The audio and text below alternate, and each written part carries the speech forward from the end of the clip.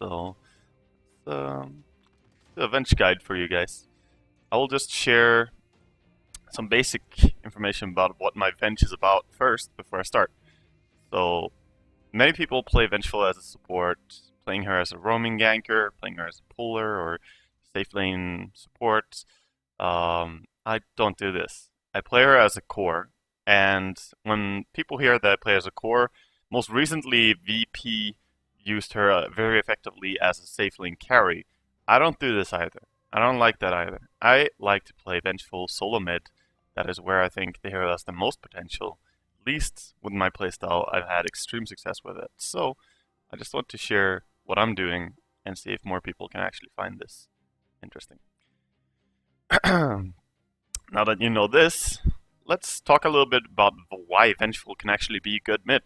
So the main reason, of course, the hero has a short range, so you don't have that easy of a time standing on the lane, and you can't trade hits that well. Because, again, short range, you can be outranged by Windrunner, Queen of Pain, all these heroes can hit you and back off. So you need to really know what you're doing or you're going to lose your HP very quickly. But the power of Vengeful is that she has extreme right-click damage if you skill up your third skill. And if you skill up your first skill instead, you have very, very good kill potential on the enemy. You can kill them with the third skill as well, but sometimes purely outlast hitting the enemy is enough to win your lane. So that comes down to different matchups. And I'm going to go through, well, first of all, I'm just going to go and have a look at, can I actually see? Okay, let's just look at my my old games here. So there are some matchups that don't do so well. Obviously, you're not going to win every time, but sometimes you will find that the enemy can just outlane you. It's not that often though. I found in my last games of Vengeful, I found 2 games where I really struggled on laning phase. One was against a really good Invoker player, which was in the match I just opened there. That's not what I want to show though. I want to show a game where I played against the Queen of Pain. Okay, Dota is giving me some loading match time here. Just turn off the notifications for this. Okay, Dota really doesn't want to show me the game where I played against Queen of Pain. It was pretty ugly, so I understand you, Dota. I just get the loading match, nothing else is gonna happen. Alright. That said, let's just look at which game do we have here? Alright, this is a good game actually. This is a good game to spectate. So let me just show you how laning phase can go. If you have ganks, you can extremely easily find kills as a Vengeful. Now, Venge solo mid is not something that you will win the game completely on your own with, as you know, some heroes will. It's something that does require a certain extent of interaction with your team. And this is not just during laning phase, but more importantly after laning phase. Because Venge is really, really strong at just 5 manning. That comes with the aura. But we'll get to that later. This is just to show you guys what the laning phase looks like and what you should be doing. If you go mid as Venge, you need to have a Wraith Band. If you don't get pulled tangos, you can buy tangos yourself, but just ask your supports for tangos. And if you get it, make sure to buy a Fairy Fire and an Iron Branch. This is the best build, by far. There's no build that's going to make you stronger for the laning phase as eventual. And if you get the bounty rune, make sure to buy a salve immediately. You're a solo mid, so you should have a pretty good chance of getting a bounty. And send a salve mid because, again, you're very easy to harass as a short range hero. I actually got pulled 3 tangos here, so I'm just going to drop one. And here, this game is laning against Alina. And Alina's a pretty difficult hero to play against, but this game just shows how easy she can be to kill if you actually have roamers. So on level 1, make sure to skill up aura, and try to go for as many denies as possible. Keep your enemy lower level than you. He's abusing his long range. Every time I get close, he's gonna try and hit me. So some last hits are not worth going for. Just go for whatever you think you're in range to do, and try and estimate, you know, the damage of your opponent as well as you can. And as you see, I take massive damage here from just him hitting me a few times. But now I have level 2, and I can trade with him. If he goes really aggressive, I might just throw a stun, hit him a few times. But of course, Lina is a lane dominator. She really is. So Here he goes a little bit too aggressive. I decide you're gonna take one right click as well. And he has hit me so many times. Look at me. I hit him once and stunned him once. And his HP is already dropped a little bit. So I might be forced to pop the salve here just to get some HP up. And here you could skill many different things. You could go max stun, but since she has so long range, I decide I just want to outlast hit you. So look at my damage. 59 plus 16. His damage 59 plus 5. So I'm vastly outlasting him just by damage, but he will of course use his skills to try and win the lane anyway. This is the power of Vengeful solo mid. Just rely on your last hitting. And of course, if anyone wants to gank mid, that's when the enemy is really skill. If you get level 6 especially, swap will happen so quickly. Again, don't be scared to trade if the enemy gets too close to you. And I wanted to show this matchup because this is one of the harder matchups you can get. Easier matchups are actually Windrunner. Zeus is extremely easy. Queen of Pain is actually probably the hardest matchup you could have, and Lina is right after. But traditional mid heroes, I think TA is not even that hard to lane against. That's Vengeful if you know what you're doing. Because you strike so hard and you can stun her. These two things in combination are really, really useful. A thing that I can't show you in this game, but yeah, you can do it as well if you're solo mid as Radiant, is to skill up 1 point in Wave of Terror. You notice that I have 404 build. You can skill 1 point in Wave of Terror. This guy is actually just dead. Look at that cast range. You can find kills so quickly. They take massive damage from just your right clicks early on. So that guy overestimated what he could do. Just pay attention to it, go there. Lost a bit of CS, but I already killed someone. And I am out CSing Lina while doing this. But yes, I was saying, if you're Radiant solo mid, skill 1 point in Wave of Terror. Just walk up here.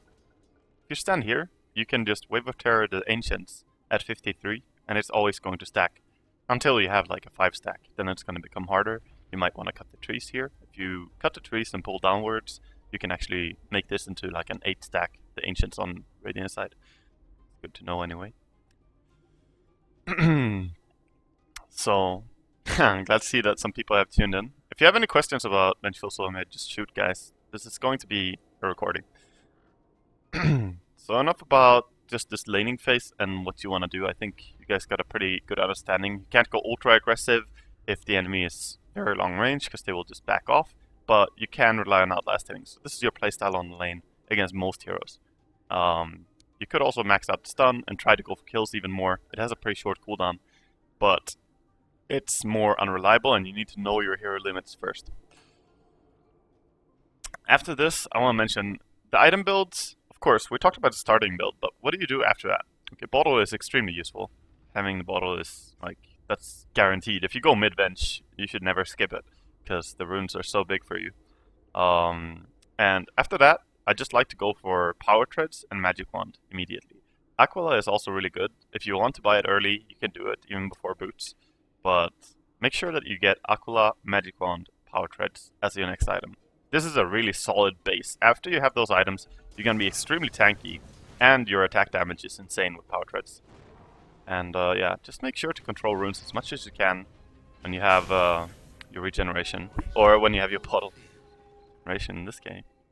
And after you have Power Treads, Yasha, Magic Wand, and Aquila, or I mentioned Yasha, getting ahead of myself, you should go for the Yasha into possibly Manta, possibly Slanch Yasha. Sometimes Manta is just a super value item and you should go for it. Here, I get a really good gank. This is nothing about Vengeful, honestly. That was just a good rotation by the supports. Obviously you can help with the stun, but that's irrelevant. But yes, when you have the Yasha, you turn into an extreme DPS. You can kill people so very quickly. So very quickly, and make sure that you use that. Because I see a lot of people play Core Venge, and then they just, you know, play towards the stun, the Wave of Terror, and the swap. They forget, you should right-click at all times. And look at this. When you have level 6, swap is that easy. Just swap and hit them. Enemy will go down if you have anyone to help you. Of course, in this case, he has someone to help him as well. But it's still something you should go for. Every time you have swap, just go for a kill. We forced the TP rotation from the Zeus. Pudge had to use his hook defensively. And what do we end up with? The enemy having low HP and me having almost full HP. So I can still lane. He's gonna struggle. He can't be that brave with this stage. So aggressive aggressive play is super important. Every time that you think that you can kill something, just go for it. Because you'd be surprised how easy it is to kill people with Vengeful as a core. A lot of people underestimate her. So we talked about skill build, item build, pretty much everything at this point, and even about a few of the matchups. So overall, I just want to mention 2 more things. I want to keep this guide pretty short, and if people want more detailed information on how to do this, I'll make one more video. The next point that I want to talk about, because we covered everything in laning stage, is what do you do when you have all these things? Well, that's the easy part. You just non-stop gank. You don't do anything but gank all the time. And she can be very, very useful in team fights. So if you can make your team go as 5 when you have maxed out your aura, you can take towers extremely quickly. And everyone in your team hits like a boss. I believe in this game, and very often when I play Venge, I will tell my team, remember, I'm a core Vengeful, you all hit like monsters, make sure to right-click in team fights. I will say this to my teammates in, 7k ranked games, because I know that it's easy to forget. So make sure to remind your team. Whenever I say, communication, talk to your team, whatever, I always get the response, but Waga, my team doesn't listen to me. Well, if you don't say anything, there's no way they will ever listen to you, so you should at least try. Sometimes people do listen, sometimes you do make things happen by just pinging or saying, let's take tier 1 bottom. Most players that you will end up playing with, they do like money. So if you say that you get a lot of money for taking all the towers right now, that's a good way to motivate them. And yeah, that's pretty much it for the general playstyle of the hero. There are some tricks that you can do, of course. If you have a carry that can clear ancients really quick, if you're Radiant, it's super easy to stack it 5 times. At minute 8, you could have a 5 stack already, or 6 stack even. If you're Dire, it's a little bit harder to do it, but you can still do it if you're checking bottom rune. Like right now, I should have done it, but instead we got contested. So stacking ancients for your carry, ganking a lot, and going 5-man. I know I'm repeating myself, but this is because these are important points. This is just the background theory about how you play effectively as a core Venge. And if you have any more questions on the hero, you can always tweet to me. I'll make one more in-depth video, I believe, for this hero that covers a little bit more intricate details, like the ultra tryhard stuff. If you want to play as 5, what kind of lineups should you have, and stuff like this. Just general tryhard info, because this is all the info you need to win your solo queue games quite easily. And there, that kill did not look like it would happen. Let's just look at this, because it kind of reinforces my point that I made earlier, that Vengeful can kill people that look like they're completely safe. So I have a haste rune. I saw that he's on the tower, and I know that I have Witch Doctor. He knows that Witch Doctor is here. He sees him with a ward. But again, the swap of Vengeful can put people in really bad positions. He gets stunned here by me. The chain stun is there from the Witch Doctor, and he's just dead. There's nothing to save him. If it was a level 6 Oracle, maybe.